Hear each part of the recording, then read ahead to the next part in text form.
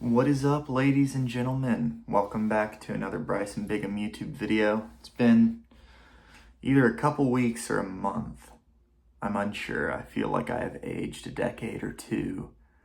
Been really busy with work, and I know Nathan has too, with med school and everything. But still wanted to post. I know I said, at least I was gonna try and do some videos more often. But lo and behold, enough of that. I have officially completed my childhood dream, or at least one of them. Since I was little, I've always dreamed of having like a library, media room type deal, and I've fucking done it. I've done it, boys. All it took was another couch. So let me show you guys around. This is one of the rooms I showed in my house, but the space has been completely transformed. So, all right, y'all. Time for the grand reveal. Feet Bucha. Ba-da-ba-ba. Stuff has moved around. Moved the bookshelf here.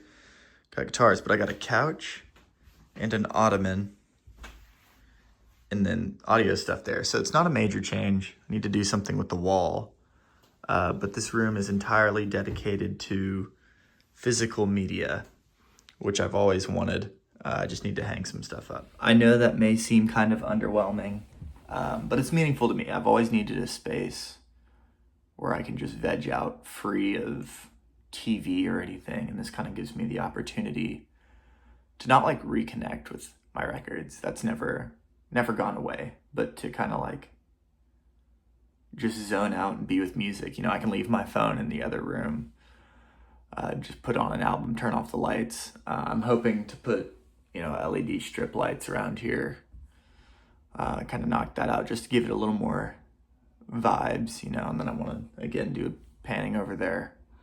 But I think this is going to be a really good space for me, and I think it's going to be good for making videos and everything and posting more often. In another note, I've been to so many good concerts since our last video. I went and saw the Chameleons again. I pre-ordered their record. Hang on, let me find it really quick. I have absolutely alphabetized this, but it's still hard. So I got Arctic Moon, and this is their new LP. Has Saviors Are a Dangerous Thing on it. If you haven't listened to that song's great. I picked up a Slow Dive record, a My Bloody Valentine import, which was nice. I went and saw Speed and Turnstile. Now that was a phenomenal show. One of the most packed I've actually seen in Nashville. That was great. I picked up a cassette from them.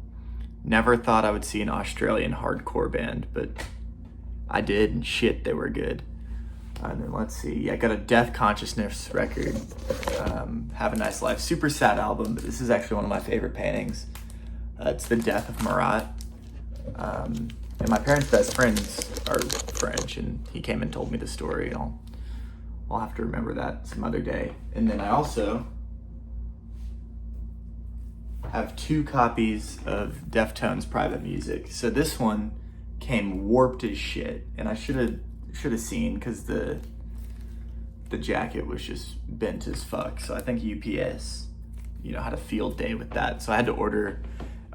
This one was a pre-order. It's the metallic gold, but I had to not pre-order this one.